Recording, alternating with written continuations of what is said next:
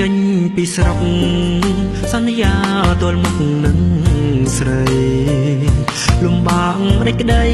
ប្រឹងដើម្បីស្នេហាពោរេត្រជាងទៀងមិនបានចិនដាគិតតែម្យ៉ាងថាសង្សារខ្មែរទើបជាស្នេហ៍ពិតសន់សំសំចៃដើម្បីថ្ងៃវិលសុខសាន្តប្រខែបាក់បានផ្ញើជូនកល្យានចាចិត្តសង្ឃឹមអូនថែប្រខែដែលខំដោយចិត្តមិនស្មានវមិតចិញ្ចឹមស្នេហ៍ស្និទ្ធអូនថ្មីលឺញៀនខលប្រាប់មិនស្ដាប់ពាក្យគេចេញពីកូរ៉េរីរេរកថ្លៃដល់ទួននឹងផ្នែកយំយ៉ាច់ស្ទើបែកទ្រូងខ្សៃអូនអបនាងថ្មី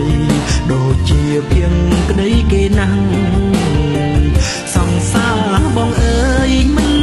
គូឡើយខ្លាំងបងឈឺចិត្តណាស់ឈឺណាស់ដឹង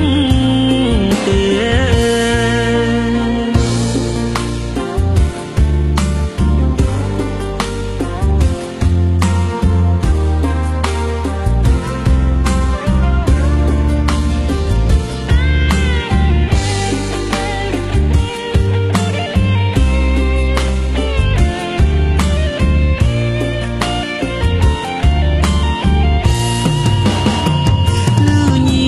ប្រាប់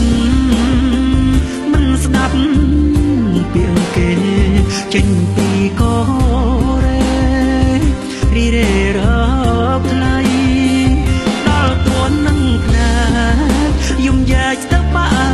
កទ្រូងខ្សៃអូនអបនាងថ្មី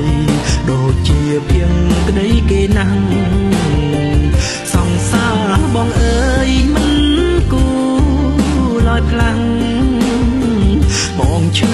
ចិត្តណាស់ឈឺណាស់ដឹងទេឈឺចិត្តណាស់ឈឺចិត្តណាស់ឈឺចិត្ត